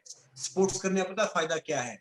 ये माता पिता सारे सुन लो, आप बच्चे भी थोपो मत कि वो इंजीनियर बनेगा, डॉक्टर बनेगा, ये सब करेगा, वो सब करेगा, वो कुछ भी नहीं बन पाएगा। उसको वो करने दो जो करना चाहता है। मैं कह रहा हूँ स्पोर्ट्स है ना, खाली आपको एक खिलाड़ी बनने के लिए वो नहीं करता। मैंने पहले ही बोला है, आपका बच्चा जिंदगी भर के लिए हेल्दी रहेगा, वो अपने बच्चों पे या फैमिली पे बोझ नहीं बनेगा, बीमार नहीं रहेगा। और फिर मैंने पहले ही बताया है ना कि चैंपियन कौन होता है? चैंपियन वो नहीं होता जो फर्स्ट आता है, मेडल जीता है, ट्रॉफी जीता है, जिसने बहुत बड़ा सैलरी पैकेज ले लिया हो। चैंपियन वो है जो लगातार कोशिश करता है। तो भैया अपने बच्चे की भी सुन लो, उस पर मत थोपो कि जो आपको जिंदगी में डॉक्टर बनना था आप नहीं बन पाए तो बच्चा ही बनेगा, या दूसरा ही बनेगा, तीसरा ही बनेगा। और मैं महेंद्र जी से एक बात कहूंगा कि देखिए महेंद्र जी, अगर आपके जो माता पिता हैं, जो आपके टीचर हैं, जो नॉर्मली है, मुझे पता नहीं वो कहाँ पे रह रहे हैं, किसी जगह रह रहे हैं। आजकल तो स्पोर्ट्स में बहुत कुछ है। मैं आपको कहूंगा कि देखो परिणाम चाहे कुछ भी हो उसका पता नहीं, मगर आपके प्रयास लाजवाब होने चाहिए। आप कोशिश करो, अपने माता पिता को समझाओ, अपने जो टीचर उनको समझाओ। देखो मैं पहले क्या था कि मुझे जॉब मिल गई, दिल्ली पुलिस में हो गए, मैं दिल्ली पुलिस में नौकरी लग गई थी, नॉर्मली चीजें चल रही थी, बाकी सब चल रहा था, मगर मैं फील करता था कि यार मैं इस चीज के लिए बना नहीं, शायद मैं गलत हूँ। तो जिस चीज से आप प्यार करते हो ना, जिस चीज को आप करना चाहते हो, अगर वो आप करोगे ना, भले ही उसमें आप सक्सेसफुल नहीं हुए तो फिर भी आप जिंदगी में सेटिस्फाई रहोगे, खुश रहोगे। और जिस चीज को प्यार नहीं करते ना, ये मैं छोटा सा 1 मिनट दूंगा, मैं बताऊंगा, ये सबके काम आएगा बच्चों के। एक बार एक शहर में ना बहुत बड़ा आर्किटेक्ट था। आर्किटेक्ट इतना बड़ा था, ये एक रियल कहानी है कि उसको बहुत बड़े अवार्ड मिल गए, शहर में बहुत नाम रुतबा और मतलब सब कुछ हो गया। उसका जन्मदिन था 50वां, प्रेसिडेंट, प्राइम मिनिस्टर सबने विश कर दिया उसको, सबने बोल दिया कि भाई ये तो ये सब कुछ है। तो बड़ा रुतबा उसका। जब उसके बर्थडे के लिए जब वो नाच गाने वाले स्टार्ट हुए ना, तो क्या हुआ कि आर्किटेक्ट के है ना आंखों में आंसू आ गए। तो ऑर्गेनाइजर था, उसने बोला कि कम से कम गलती हो गई। बोला नहीं, कि जी आप तो इतने बड़े हैं, इतने सक्सेसफुल हैं, इतना पैसा है आपके पास, इतनी शोहरत है, तो क्या कमी रह गई? बोला मैं आर्किटेक्ट बनना नहीं चाहता था, मैं तो नर्तक बनना चाहता था, डांसर बनना चाहता था। बोला किसी को भी नाचता हुआ देखता हूँ ना तो साले मेरी आंखों से आंसू निकलते हैं। मेरे माता पिता ने जबरदस्ती मुझे फोर्स कर दिया, मैं ये सक्सेसफुल होके भी जीरो हूँ। भले ही मैं सफल नर्तक नहीं बनता, सफल डांसर नहीं बनता, मैं एक नॉर्मल दर्जे का रह जाता, तो मैं अपनी जिंदगी में कम से कम सेटिस्फाइड हो जाता। तो जो पीस ऑफ माइंड है ना, सेटिस्फेक्शन है, तो मैं कह रहा हूँ कि वो है ना इन सब पे भारी है। तो महेंद्र जी आप एक काम करना, अपने माता पिता को समझाना कि आपको जबरदस्ती आर्किटेक्ट ना बना दे, कि आप सब कुछ हासिल करके भी वही जीरो पे रह जाओ, जिसका कोई फायदा नहीं। तो जिंदगी में वो करना चाहिए जिसको आप प्यार करते हैं, जिसके लिए आप बने हैं, और आपके जो पेरेंट्स जो सही होंगे ना वो सपोर्ट करेंगे। बिल्कुल महेंद्र जी, अगर आपके मम्मी पापा ये देख रहे हैं तो बहुत अच्छी बात है, अगर नहीं देख रहे हैं तो इसकी रिकॉर्डिंग यूट्यूब पे रहेगी, प्लीज ये क्लिप उनको जरूर दिखाइएगा। मेरा ख्याल है ये सुनने के बाद वो जरूर कन्विंस हो जाएंगे। इसी के साथ हमारा दूसरे प्रश्न पे चलते हैं, ये भी थोड़ा कन्विंसिंग से रिलेटेड है। तो यहाँ ये सुनील जी पूछ रहे हैं मुंबई से, ये कह रहे हैं कि मेरे बेटे की बहुत रुचि है स्पोर्ट्स में और दूसरी फिजिकल एक्टिविटीज में, बट जो स्कूल है वो सिर्फ क्रिकेट, फुटबॉल, बास्केटबॉल इस तरीके के स्पोर्ट्स एनकरेज करता है। अब इनकी प्रॉब्लम ये है कि ये दूसरे किसी प्राइवेट इंस्टीट्यूट में बच्चे को डालना नहीं चाह रहे हैं कि भाई जिस स्कूल में एडमिशन हो गया वहीं पे पढ़े लिखे आगे बढ़े, वहीं पे प्रोफेशनली अगर कुछ खेलना है तो बाद में खेल लेगा, बट ये चाह रहे हैं कि मैं स्कूल को कैसे दूसरे और स्पोर्ट्स इंक्लूड करने के लिए एनकरेज करूं ताकि वहीं पे रह के मेरा बच्चा वो खेल सके और बढ़ सके। कुछ तो कह सकते हैं हम स्कूल को? ये आप मंजीत जी से पूछ रहे हो, मुझसे पूछ रहे हो? जी आप बताइए मंजीत जी, संग्राम जी, जिसके पास भी आइडिया है कि भाई स्कूल को कैसे कन्विंस किया जाए। मैं बताता हूँ जी, मैं ये कह रहा हूँ कि जो बच्चा है उससे पूछा जाए वो कौन सा गेम खेलना चाहता है, मेन बात तो ये है। और स्कूल टाइम में तो वो पढ़ाई के, शाम को और सुबह जिस गेम में उसने रुचि है वो गेम करना चाहिए उसको। क्योंकि स्कूल में मान लो क्रिकेट, अब बच्चे उन्होंने ये पूछना चाहिए ना बच्चे को, क्या पता क्रिकेट ही खेलना हो, क्या पता फुटबॉल में खुश हो। जो उस स्कूल में गेम नहीं है तो शाम को भी आप उसकी बाहर क्लास करवा सकते हो। ये बहुत जरूरी है कि पहले बच्चे से पूछा जाए कि कौन सा गेम वो करना चाहता है। अगर ये संग्राम भाई बोल रहे थे ना अभी के किसी पे थोपो मत। अब मेरे घर वाले चाहे मेरे को कि मैं ये पढ़ाई करे और मेरा मन है गेम करने का, और गेम में भी बहुत से गेम है, मेरा मन है कबड्डी खेलने का और वो कहे कि फुटबॉल खेल लो, तो वो सब ऐसे नहीं हो सकता। वो अपने मन को मार के खेला ही नहीं जा सकता, नींद भी नहीं आएगी। तो जब ये है कि भाई इसको खुद बच्चे से पूछा जाए क्या करना आपने, तो जब बच्चा जो बोलेगा ना कि मैं इसमें उस लेवल तक जा सकता हूँ तो सच में वो जाएगा, क्योंकि उसका एक टारगेट बन जाएगा। जी जी बिल्कुल। एक और प्रश्न आया है प्रभात जी का, पुणे से है। ये कह रहे हैं कि मेरा बच्चा क्लास 8th में है और बहुत अच्छी बॉलिंग करता है, क्रिकेटर है, बहुत अच्छी बॉलिंग करता है, स्कूल लेवल के कुछ इसने जीते हैं टूर्नामेंट वगैरह, बट मतलब मैं इसके बारे ये पूछना चाह रही कि मैं ये कैसे इसके बारे में बता सकता हूँ, कैसे उसको आगे बढ़ा सकता हूँ। आप बोल रहे थे ना प्रदीप जी, जंगल में मोर नाचा किसने देखा, तो ये जानना चाह रहे हैं क्या कोई प्लेटफॉर्म है या कोई तरीका है जिससे कि मैं अपने बच्चे के इस टैलेंट को शोकेस कर सकूं, आगे बढ़ा सकूं। जी अमिका जी, ये बहुत बड़ा एक पेन पॉइंट है पेरेंट्स के लिए और उभरते हुए खिलाड़ियों के लिए कि अपने टैलेंट को कैसे दुनिया के सामने शोकेस करें। बच्चे ने स्कूल लेवल टूर्नामेंट भी जीता है, उसको उसके स्कूल में जानते होंगे, जिन जिन स्कूल्स की टीम के साथ खेला होगा वो जानते होंगे, लेकिन गेम के वक्त जान गए, उसके बाद उस स्टेडियम से बाहर उनको कोई नहीं जानता। एक प्लेटफॉर्म की ये जरूरत थी कि ऐसा कोई प्लेटफॉर्म बने कि जहां पे उभरते हुए खिलाड़ियों को अपना टैलेंट दिखाने का, अपने टैलेंट को मेंटेन करके रखने का, यानी कि एक एल्बम बने, एक प्रोफाइल बने। जैसे हम पोर्टफोलियो बनाते हैं, मॉडलिंग में जाता है बच्चा, एक्टिंग में जाता है बच्चा, तो पेरेंट्स पोर्टफोलियो जनरेट कराते हैं। आप शादी ब्याह की बात करो तो उसके लिए भी आजकल पोर्टफोलियो बनते हैं कि लड़का क्या करता है, लड़की क्या करती है, क्या पढ़ा है, क्या पढ़ी लिखी है, इस तरीके से क्या इनकम है, क्या नहीं, सब बनाया जाता है। खिलाड़ी के लिए स्पोर्ट ने बनाया है वो प्लेटफॉर्म कि खिलाड़ी या अगर बच्चा है तो उसके माता पिता, उनकी प्रोफाइल, उनका स्पोर्ट्स फोलियो, सोशल मीडिया, एक तरह का सोशल मीडिया प्लेटफॉर्म है हमारा ये, बट स्पेसिफिक फॉर स्पोर्ट्स है, ताकि उस बच्चे का वो कौन सा गेम खेलता है, उस गेम में उसने क्या क्या जीता है आज तक, और खाली जीता नहीं, कहाँ कहाँ पार्टिसिपेट किया है। सबसे बड़ी बात पार्टिसिपेशन है, हार जीत तो बात ही बात है, पहले खेले तो सही, तो पार्टिसिपेशन कौन कौन से गेम में किया है। उसके अलावा उसके परफॉर्मेंस रिकॉर्ड्स क्या है, अगर कोई उसके पास सर्टिफिकेट है, उसके पास कोई रिवॉर्ड है जो उसको मिला है, कोई रिकॉग्निशन उसको मिला है, तो वो सारी चीजें वो प्लेटफॉर्म पे रखे और उसके बाद उसको वो अपने मित्रों के साथ शेयर कर सके, उसको एक हिंदुस्तान की जनता क्या पूरे संसार के सामने शोकेस कर सकता है बाकी सोशल मीडिया प्लेटफॉर्म्स के थ्रू अपने उस पोर्टफोलियो को शेयर करके।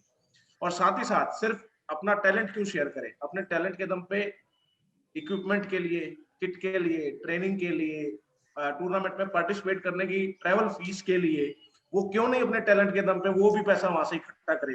तो स्पोर्ट ने खिलाड़ी को और खिलाड़ी के पेरेंट को एक ऑप्शन दिया कि आप अपने बच्चे का या अपना टैलेंट जब उसको शोकेस कर रहे हो तो उसके बेस पे आप फंड रेज कर सकते हैं कि आप फंड रेज कीजिए।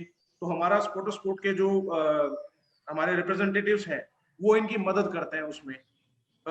बच्चे ने जैसे अभी क्रिकेट में है, स्कूल लेवल किया है, पुणे में है, तो कंपनियों के पास जाके हमारी टीम जाएगी जब ये जनरेट करेंगे पोर्टफोलियो, तो हमारी टीम जो हमारी मार्केटिंग टीम है जो इस बच्चे के लिए काम करेगी वो स्पॉन्सरशिप सोर्स करके लेके आ सकती है, वो इनके लिए स्कॉलरशिप लेके आ सकती है, वो इनके बच्चे के लिए और कौन सा टूर्नामेंट पास हो रहा है वो बता सकती है, कौन सी सिलेक्शन कब होगी, कौन से ट्रायल कब होंगे, वो इनको पता चलते हैं ना टाइमली मैनर में, ताकि ये अपने स्कूल को भी प्लान कर सके, उसी हिसाब से छुट्टियां अप्लाई कर सके, उसी हिसाब से अपनी कोचिंग अपग्रेड कर सके, ये सारी चीजें करे। तो स्पोर्ट वो प्लेटफॉर्म है जिसपे आप अपना मार्केटिंग भी कर सकते हैं, अपने टैलेंट को शोकेस भी कर सकते हैं। तो जो इनका सवाल था, स्पोर्ट वो प्लेटफॉर्म अब मार्केट में है जहां पे हर खिलाड़ी अपने टैलेंट को दुनिया को दिखा सकता है। अब जंगल में मोर नहीं नाचेगा, अब जब मोर नाचेगा तो संसार देखेगा, और उसको दिखाएगी एक प्रोफेशनल टीम स्पोर्ट। बहुत ही अच्छे से आपने समझाया प्रदीप जी। मेरा ख्याल है प्रभात जी को सबसे पहले स्पोर्ट पे जाके अपने बच्चे की स्पोर्ट्स प्रोफाइल बनानी चाहिए, और भी जितने पेरेंट्स हैं उन सबको जाके प्लेटफॉर्म पे रजिस्टर करके स्पोर्ट्स प्रोफाइल बनानी चाहिए, ताकि हमारे जो इतने टैलेंटेड बच्चे हैं उनका टैलेंट कभी वेस्ट ना जाए। वो सब जैसा आपने बोला जंगल में मोर नाचे और पूरी दुनिया देखे उसको। तो इसी के साथ एक और प्रश्न है, आपने बात करी प्रदीप जी स्पॉन्सरशिप की और फंड रेजिंग की। संग्राम जी ये प्रश्न मैं आपसे भी करना चाहूंगी। ये रुचि जी हैं सूरत से जो पूछ रही हैं कि मेरे बेटे का दोस्त है स्कूल का, दिनेश नाम है उसका, और क्रिकेट बहुत अच्छा खेलता है, बट उस फाइनेंशियली थोड़ा वीक सिचुएशन है, पेरेंट्स के पास उतना पैसा नहीं है, तो वो अपने गियर्स है, किट वगैरह है प्रैक्टिस के लिए, वो सब खरीद नहीं पाता है, मेरे बेटे का ही ले लेता है, कभी कभी बोरो कर लेता है। तो ये जानना चाह रही है कि क्या वो उसके लिए कुछ कर सकती हैं। खुद तो खैर वो जो कर सकती हैं वो कर रही हैं, बट वो जानना चाह रही है कि कोई एस्टैब्लिशमेंट है जहां से उसको कुछ फाइनेंशियल मदद एड मिल सके बच्चे को, ताकि वो आगे जाके वो पे बैक भी कर सके आगे बढ़ के। मतलब इस तरीके का कुछ है क्या संग्राम जी? मतलब मेरा ख्याल है कि डोनर्स तो काफी आ जाते हैं, काफी तो नहीं, बट हाँ कोई देख के कर देता है। बट क्या ऐसा भी हो सकता है कि आप किसी बच्चे के स्पोर्ट्स के करियर में पैसे लगाएं और वो आपको वापस भी मिले, ऐसा भी पॉसिबल है? जी, आजकल मैंने देखा कि ढेर सारे घराने आ रहे हैं, जो बड़े बड़े बिजनेस घराने हैं, वो ऐसे खिलाड़ियों पे पैसे लगा रहे हैं जो बिल्कुल एस्पायरिंग, जिनमें दिखता है कि होप है। जैसे अभी रिसेंटली मुझे इन्होंने पूछा, ड्रीम 11 वालों ने पूछा, उसका जो फाउंडर है वो दोस्त है मेरा भावित, तो उन्होंने बोला कि हमें ऐसे लड़के लड़कियां दो जो बिल्कुल फ्रेश हैं या एस्पायरिंग है, चाहे वो रेसलर है या किसी स्पोर्ट्स में है। और दूसरा मैं इन्हें कहना चाहूंगा कि जो अपनी पॉलिसी है ना वो चेंज हो रही है, बढ़ते हुए सब बढ़ते हैं, खाली कोई नहीं बढ़ता है। ये मैं कहना चाह रहा हूँ कि जब हम ये साई सिस्टम बनाया हमने, बाकी बनाया है, मेडल जीतने के बाद उसको ढेर सारे पैसे देते हैं, आप है ना गांव से उस पर खर्च करो ना, क्योंकि ढेर सारा टैलेंट है ना, 90% आज भी है ना वही दम तोड़ देता है स्टेट लेवल पे आने के लिए, नेशनल लेवल पे आने के लिए, उससे पहले खत्म हो जाता हूँ। तो मैं कह रहा हूँ कि एक ऐसा सिस्टम और बनाना चाहिए अभी, हालांकि पहले से बहुत अच्छा हो गया है, कि वहां पे जो बच्चा टैलेंटेड है ना, जो गांव में खेत में काम करता है या थोड़ा सा कबड्डी खेलता है, कुश्ती करता है, बाकी कोई स्पोर्ट्स खेलता है, कि उसको एक्चुअली वही से थोड़ा सा पुश मिल जाए कि वो ये सारी चीज कर पाए। और ये स्पोर्ट की ये पहल जो प्रदीप जी ने मुझे बताई, ये वही पहल है कि आपका बच्चा अगर टैलेंटेड है तो आप इस पे उसका प्रोफाइल बनाओ।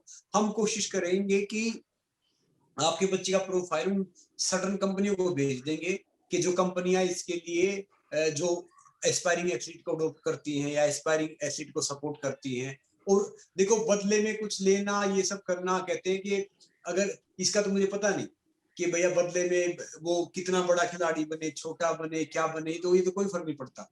मगर मैंने एक बात हमेशा नोट की है कि जब इंसान सही नियत से सही तरीके से मेहनत करता है ना, वो कहते हैं जो उड़ने का शौक रखते हैं ना वो गिरने से नहीं डरते। जब इंसान सही तरीके से मेहनत करता है ना तो वो आगे जाता ही जाता है। और परिवर्तन लाने की सोच होती है ना, तो वो इंसान रुक ही नहीं सकता। प्रतिशोध वाला रुक सकता है कि भैया बदला लेना है या ये है, जिसको बदलाव की सोच होगी आगे जाएगा ही जाएगा। तो जो ये लेडी है जिन्होंने भेजा है, तो मैं उनसे रिक्वेस्ट करूंगा आप अपने बच्चा प्रोफाइल यहाँ बना दीजिए। अगर यहाँ से कोई नहीं आया, आपका बच्चा वाकई टैलेंटेड है, वो खेलना चाह रहा है, तो एक किट मैं इनके घर भेज दूंगा, आप अपना एड्रेस भी भेज दीजिए। मगर बशर्ते आप उसकी एक्सरसाइज करवाइए, उसकी मेहनत करवाइए, क्योंकि हमारे भी सर्टन सपने होते थे कि स्पोर्ट्स में जाएं, आगे करें, मगर लैक ऑफ फाइनेंस लगाओ, लैक ऑफ गाइडेंस लगाओ, लैक ऑफ ढेर सारी फैसिलिटी लगाओ, तो वो चीज कर नहीं पाए। अगर हम इन एस्पायरिंग बच्चों का जरिया बनते हैं, ये वहां पे पहुंचते हैं, तो देश के साथ साथ अपना सपना पूरा हो जाएगा। हम भी ऐसा लगेगा कि हम भी अभी खेल ही रहे हैं, सारी चीजें कर रहे हैं, तो इससे काफी मदद मिलेगी। और आजकल तो काफी इंसान है जो आगे आ रहे हैं, जो सपोर्ट कर रहे हैं, जो ये सब कर रहे हैं। जैसे अभी मंजीत भाई, इनके गांव में कबड्डी का इतना प्रचलन था नहीं, तो ये इतने बड़े स्टार बने। तो अब मैं लिख के दे रहा हूँ कि वहां पे हर घर में एक बच्चा कबड्डी खेल रहा है, और इनके हाँ गांव में जरूर कबड्डी खेल के रहे हैं। खेल रहे हैं ना। और कबड्डी कितने ग्राउंड खेल बन रहे गए हैं, हैं आपके गांव में, देखो कम से कम 120-30 लड़के आज कबड्डी खेल रहे हैं। बताओ। जी, तो रुचि जी, आपको अपना आंसर मिल गया होगा। आपको प्रोफाइल बनानी है स्पोर्टो स्पोर्ट पे, और जरूर आपको वहां से दिनेश के लिए स्पॉन्सर्स मिल जाएंगे। मंजीत जी, नेक्स्ट क्वेश्चन मेरा ख्याल है आप ले सकते हैं। सुनीता जी पूछ रही है दिल्ली से कि मेरी बेटी को काफी इंटरेस्ट है कबड्डी में, प्रो कबड्डी लीग के आ जाने के बाद से, तो किस तरीके की ट्रेनिंग मैं उसके लाइफस्टाइल में मतलब ऐड करूं, उसके रोजमर्रा के जीवन में ऐड करूं, ताकि वो आगे जाके एक अच्छी प्रोफेशनल कबड्डी खिलाड़ी बन सके। उनकी अगर एज मान लो 12-13 साल है, तो अभी थोड़ी सी उनको हल्की ट्रेनिंग देनी पड़ेगी। तो धीरे धीरे धीरे धीरे लोड देना पड़ेगा ट्रेनिंग के लिए। क्योंकि क्या है, कई बारी क्या होता है, 8 से 9 साल के भी बच्चे खेलने लगते हैं, कोई भी गेम करने लगते हैं। जब उनका पीक टाइम आता है तो वो बोर हो जाते हैं, वो बहुत लंबा कैरियर हो जाता है। तो मेरा मानना है कि 13 से 14 साल के बच्चे जो होते हैं, हर गेम में उनको डालना चाहिए। क्योंकि वो 1-2 साल तो थोड़ा फ्री रहेंगे, मूवमेंट वगैरह बनेंगे, और फिर जब 15 से 16 साल के हो जाएंगे तो 18 साल तक उन पे लोड पड़ के वो एक अच्छे खिलाड़ी बन जाएंगे। तो मेरा मानना है कि उनकी एज के ऊपर है। अगर जब उनकी एज 12-13 साल है तो थोड़ी हल्की प्रैक्टिस कराएं, और अगर जब उनकी एज 16 साल के करीब है तो अभी लोड डालने लगे, और वो 2-3 साल में अच्छे परफॉर्मेंस कर सकती है वो। ओके ओके, तो मंजीत जी, लड़कियों के लिए भी कबड्डी में अच्छा स्कोप है? हाँ जी, जरूर है। कबड्डी के अभी हमारी बहुत सी खिलाड़ी तो अर्जुन अवार्ड हैं, जैसे तेजस्विनी बाई है, ममता है, और अभिलाषा मात्रे है, बहुत अच्छी। क्योंकि हमारा क्या है, कबड्डी में बस लड़कियों की प्रो कबड्डी नहीं हुई है, बाकी जी सेम है हर चीज सेम है। इंटरनेशनल लेवल पे भी सेम है, नेशनल लेवल पे भी, इधर इंडिया में भी सब सेम है। ऐसी कोई बात नहीं है, जॉब भी सेम है, सब चीजें सेम है। पर प्रो कबड्डी नहीं हुई है लड़कियों की, वो लड़कों की हुई है बस। ये एक थोड़ा सा नेगेटिव पॉइंट है लड़कियों के लिए, क्योंकि एक बारी चालू की थी, उनके भी मैच कराए थे, तो शायद आगे चल के लड़कियों की भी प्रो कबड्डी होगी। जी जी बिल्कुल, आई एम श्योर बहुत जल्दी होगी। अगला प्रश्न है शिवम टैगोर जी का, बहुत ही जेन्युइन प्रश्न है। मैं सबसे ही पूछना चाहूंगी, मंजीत जी, संग्राम जी, आप लोग जो भी इसका आंसर देना चाहें। ये बोल रही है, मैम मैं बचपन से मार्शल आर्ट सीखना चाहता था, और 4 साल का था तब से अभी तक से मैं सिर्फ डिस्ट्रिक्ट लेवल पहुंच पाया हूँ। घर से पैसे लिए 500-500 रुपए बार बार आगे की फीस देने के लिए नहीं दे पाया। क्या अब इन्होंने अपनी प्रेजेंट एज वैसे नहीं लिखी है, बट ये कह रहे हैं क्या अब भी मैं सीख पाऊंगा? क्या नेशनल लेवल तक पहुंचने का स्कोप है? कितना टाइम लगता है, या कितना टाइम मेरे पास है कि मैं नेशनल लेवल पहुंच पाए? इन्होंने अपनी करंट एज नहीं दी है तो हम ये नहीं समझ पाएंगे, बट ये कह रहे हैं मैं 4 साल से खेल रहा हूँ, अभी तक डिस्ट्रिक्ट लेवल ही पहुंच पाया हूँ घर बार के सपोर्ट के साथ मार्शल आर्ट में। संग्राम जी, कुछ इसका आइडिया हम इनको दे पाएंगे कि क्या एज तक पॉसिबल है नेशनल लेवल तक पहुंच पाना? कैसे हो सकता है ये? जी, वैसे तो एक स्पोर्ट्स की सर्टेन एज होती है, मगर कुछ बच्चे ऐसे होते हैं कि उनमें ना वो जुनून बहुत होता है, और जुनून है ना फिर आपकी काबिलियत भी बढ़ा देती है। तो जुनून बहुत होता है, जिनमें पैशन इतना होता है उस स्पोर्ट्स को आगे ले जाने के लिए, परस्यू करने के लिए, कि जैसे रेसलिंग में हमने देखा, कुश्ती में मास्टर चंद्रकीराम साहब ने 20 साल के बाद कुश्ती स्टार्ट की थी, 20 के बाद, और वो इतने बड़े पहलवान बने ऑफिशियली, जैसे नॉर्मली क्यों कह रहे हैं भारत केसरी बने या बाहर से मेडल जीता या बड़े रेसलर बने। तो क्या है अभी कोई देखना, देखो मार्शल आर्ट के बारे में पता नहीं, फिर भी कुश्ती में तो जैसे क्या है कि थोड़ा सा पहलवान बड़ा होता है तो उसको पैसे मिलने जाते हैं, 50, 100, 200, 500, 1000, 5000, 10,000 कुछ लड़ने लग जाता है। कबड्डी में ऐसे टीम गेम टूर्नामेंट खेल लेते हैं। बाकी मार्शल आर्ट का अब इनका क्या कुछ है मुझे पता नहीं, मगर ये है कि अगर ये चाह रहे हैं नेशनल खेलना तो ये कोई ना कोई तो गलती कर रहे होंगे कि ये 4 साल की तब से कर रहे हैं कि भैया मैं डिस्ट्रिक्ट तक पहुंचा हूँ, या तो इनकी प्रैक्टिस ठीक नहीं हो रही, या फिर इनकी गाइडेंस ठीक नहीं है, या फिर लैक ऑफ ये कुछ चीज तो लैक कर रहे हैं कि ये सब कुछ करके पैशन इतना है कि अब भी खेलना चाहते हैं। तो एक अपना सर्टन चीज ठीक करें कि भैया आपकी जो कोचिंग है, गाइडेंस है वो ठीक है, आपकी प्रैक्टिस ठीक है, वो चीज काम नहीं करे तो आप ये कीजिए। तो इनकी एज से पता चल जाता है। बाकी क्या है ये स्पोर्ट्स में है ना, हर जगह एज खाली नंबर होता है, बस आप में जुनून होना चाहिए, आप में हौसला होना चाहिए, आप में हिम्मत होनी चाहिए। एज मैटर करती है, मगर कुछ ऐसे केस होते हैं रेयर केस जिनमें कोई चीज मैटर ही नहीं करती। मैंने बहुत से रेसलर देखे, एक रेसलर होता था रशिया में, मखारबेक समथिंग उसका नाम, पूरा नाम मुझे भी याद नहीं, उसका वो ओलंपिक चैंपियन था और उसकी गाड़ी का एक्सीडेंट हो गया, उसको 17-18 फ्रैक्चर हो गए थे कमर में, बैठ गया, नॉर्मली वो किया, और उसने है ना 2004 में हैवी वेट में एथेंस में सिल्वर मेडल जीता था, व्हीलचेयर से खड़ा हो गया। सब कह रहे थे कि उसकी लाइफ खराब हो गई है। तो उसका जुनून था, उसका हौसला था, उसकी हिम्मत थी। तो आप भी अपना देखिए कि कहीं कोई गलती हो रही है या कोई अच्छी जगह है, या उनसे सलाह कीजिए, फिर आप आगे कैसे आपको आगे बढ़ना है, क्योंकि इस गेम की नॉलेज हमें है नहीं। अगर मान लो कबड्डी होते आपको मंजीत जी बता देते, कुश्ती का होता और अकेडमी कर लेते हैं, मार्शल आर्ट को तो मैं भी नहीं जानता कि मतलब इनको नॉर्मली जी हो सकते हो, बशर्ते वो चीजें चेक करो कि कमी कहाँ है। जी इसमें एक चीज मैं ऐड कर देता हूँ जी कि ऐसी बहुत सारी सिचुएशन आती है जहाँ पे खिलाड़ी को नहीं मालूम होता वो क्या कमी है, गैप क्या है। जी तो पॉसिबिलिटीज बहुत है, कोचिंग में कोई डेविएशन है या कोचिंग को एक्सेप्ट करने में खिलाड़ी की डेविएशन रही हो, कि खिलाड़ी उस कोच की इंस्ट्रक्शंस को प्रॉपर नहीं ले पा रहा होगा, ऐसा भी हो सकता है। और कई बारी आपका जो रजीम है, आपकी जो ट्रेनिंग है, आपका जो डिसिप्लिन है, उसमें शायद और एडिशनल इनपुट की जरूरत है। तो स्पोर्ट इस पर्टिकुलर सेगमेंट को भी काफी ज्यादा सीरियसली लेता है कि खिलाड़ी को right amount of guidance, right mentor, right coach मिल पाए। और फिजिकल कोचिंग वो कहीं पे भी ले, अगर उसके पास ट्रेनिंग, उसको फिजिकल ट्रेनिंग मिल रही है और उसको एक्सपर्ट एनालिसिस चाहिए, कि डायग्नोस चाहिए कि क्या कमी है, क्या और बेहतर कर सकता हूँ, क्या करूं कि और बेहतर हो जाऊं, जो कि पीएम का सवाल था। तो स्पोर्ट पे वो अपने स्पोर्ट्स फोलियो बनाएंगे जब, उसके बाद हमारे पास सर्विसेज है स्पोर्ट के ऊपर, जहां वो एक्सपर्ट कोचेस से अपना एनालिसिस करा सकते हैं, एक्सपर्ट कोचेस से अपनी ट्रेनिंग फीडबैक्स ले सकते हैं। जो मेंटर्स हैं, जैसे मार्शल आर्ट के जो सीनियर प्लेयर हैं, उनसे मेंटरशिप ले सकते हैं, जो उनके करियर को ये बताएं कि क्या और बेहतर हो सकता है। तो ये सारी चीजें स्पोर्ट कर रहा है। जी बिल्कुल।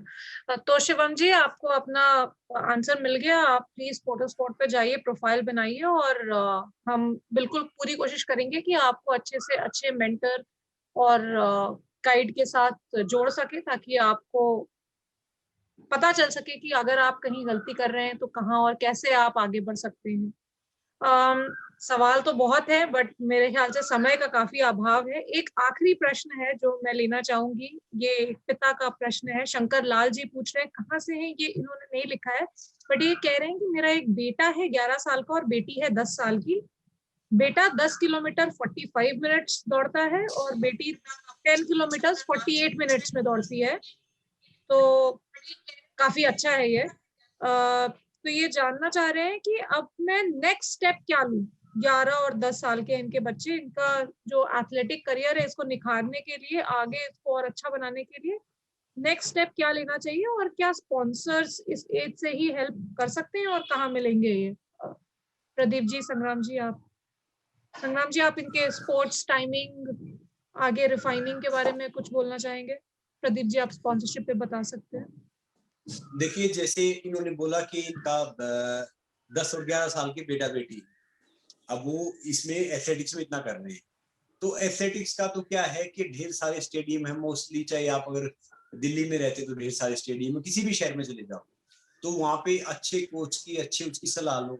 फिर अगर आपको लग रहा है कि आपको कोचिंग नहीं मिल रही, वो चीजें नहीं मिल रही है, तो ये स्पोर्ट ये इसीलिए बनाया गया है कि हम आपके बच्चों को सही तरीके से सही जगह कनेक्ट कर देंगे कि भैया ये कोचिंग के लिए सही है। मान लो कोई कबड्डी का हमारे पास आएगा तो हम आगे मंजीत जी से कुछ एक ऐसा टाइप करेंगे कि मंजीत जी को भी फायदा हो, उस खिलाड़ी को भी फायदा हो, कि भैया कबड्डी का अगर आपको सीखना है लेना है तो आप इनसे पूछो, इनसे इनकी गाइडेंस में आओ। तो ऐसे एथलेटिक्स का हम इनको बताएं कि ये नॉर्मली ये हो 10-11 सालों प्रॉपर सही एज है, तो वो किस तरीके से अब उनको आगे जाना है, परस्यू करना है, तो वो एक अच्छे एक्सपर्ट की उसमें वो आगे बढ़ सकते हैं। रही बात स्पॉन्सरशिप की, जो प्रदीप जी बताएंगे, मैं बता देता हूँ कि मैंने पहले ही बताया कि इनका प्रोफाइल ये यहाँ बनाएंगे तो हम जो ढेर सारी जो कंपनी है या जो बिजनेस घराने हैं, वो जो एस्पायरिंग टैलेंट को या जिसमें नॉर्मली स्पोर्ट्समैन को जो सपोर्ट करते हैं, तो हम ये प्रोफाइल उनको भेजेंगे कि ताकि इनको वो हेल्प हो जाए कि जो एक बेसिक खर्चा होता है, बेसिक चीजें होती है, ताकि वो मिल जाए। जी बिल्कुल। सो शंकर जी, आप भी प्लीज अपने बच्चों का प्रोफाइल बनाइए स्पोर्ट पे, हम और हम पूरी कोशिश करेंगे कि हम आपको अच्छे से अच्छे कोचेस और अच्छे से अच्छे स्पॉन्सर्स के साथ जोड़ सके। प्रदीप जी, आप इस पे कुछ ऐड करना चाहेंगे? यामिका जी, संग्राम भाई ने बड़े क्रिस्प उसमें बता दिया है कि हमारी जो पूरी स्पोर्ट की टीम है वो खिलाड़ी के एक लाइफ साइकिल में डिस्क्राइब कर देता हूँ 4 टुकड़ों में।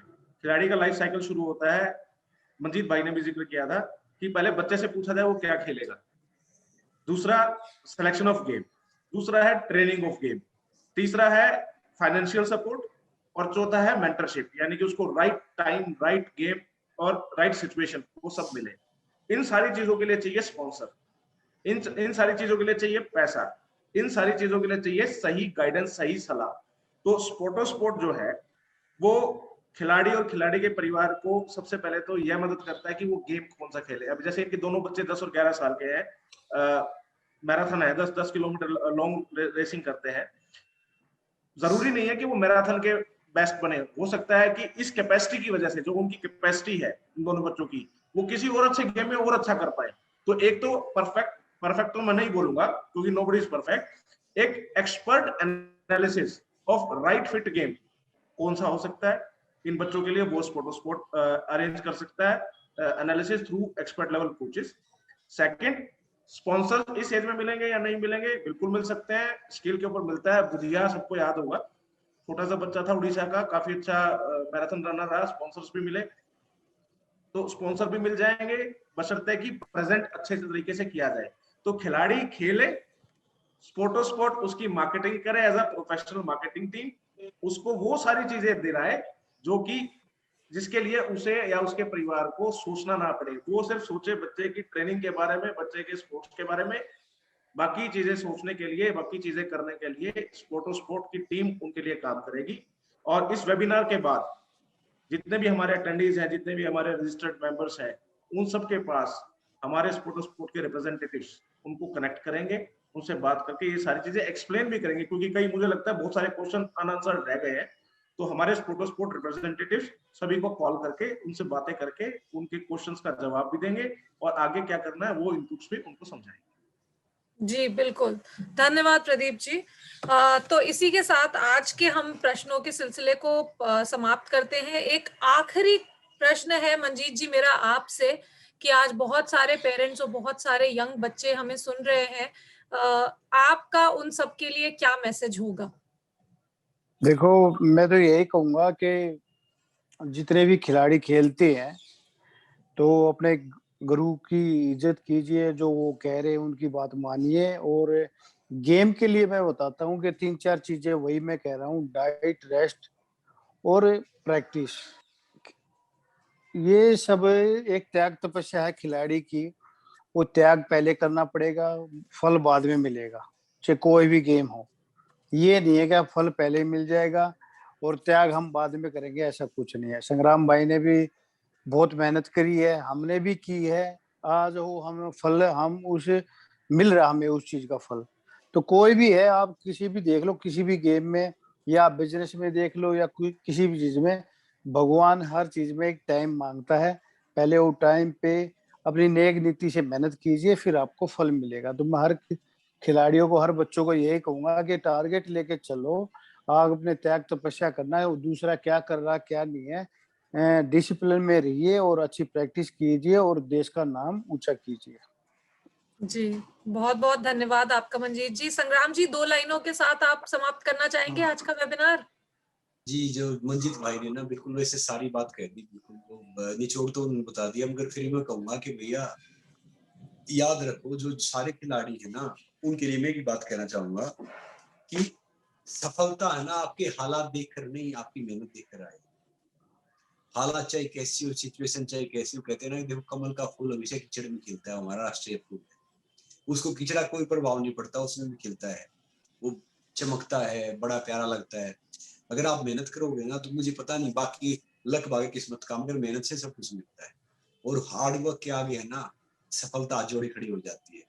बस आप नियत से करो, मेहनत से करो, दृढ़ लगन बना के रखो। और एक पुरानी कहावत है कि भैया कर्मों की आवाज हमेशा शब्दों से ऊंची होती है। तो बस कोशिश करो कि कर्म करो, हार्ड वर्क करो, और फिर देखो जो आपके सपने हैं आप उनको पाके रहोगे। और याद रखो, आज तक मैंने कोई भी क्रिटिक, कोई भी हेटर, कभी मैंने उसको मेरे से अच्छा करता हुआ देखा नहीं जो मेरे बारे में बुरा बोल रहा है। तो जिंदगी में भी यही है, कोई भी क्रिटिक है, कोई भी आपसे नफरत करता है या आपके कुछ कहता है, वो कभी आपसे बेहतर कर ही नहीं पाएगा। क्योंकि क्या है, बुराई करते जो बराबरी नहीं कर सकते। तो आप सबको मेहनत करनी है, पॉजिटिव सोचना है, सकारात्मक सोचना है, हमें बदलाव लेके आना है। बस वो रखो, फिर देखो कि धीरे धीरे सारी चीजें पता नहीं कहाँ से कहाँ पहुंच जाए। यही वो है, और मैं यही चीजें मैं सोचता हूँ।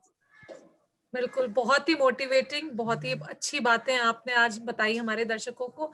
आप सबका बहुत-बहुत धन्यवाद आज हमारे साथ जुड़ने के लिए। हमारे दर्शकों को भी बहुत-बहुत धन्यवाद हम सबके साथ जुड़ने के लिए, इतने अच्छे प्रश्न पूछने के लिए। और आशा करती हूँ कि आप सब स्पोर्टोस्पोर्ट प्लेटफ़ॉर्म पे आएँगे, रजिस्टर करेंगे और आगे हमें अपने बच्चों की मदद करने का मौका देंगे। धन्यवाद आप सभी को। जी, थैंक यू। Thank you. धन्यवाद।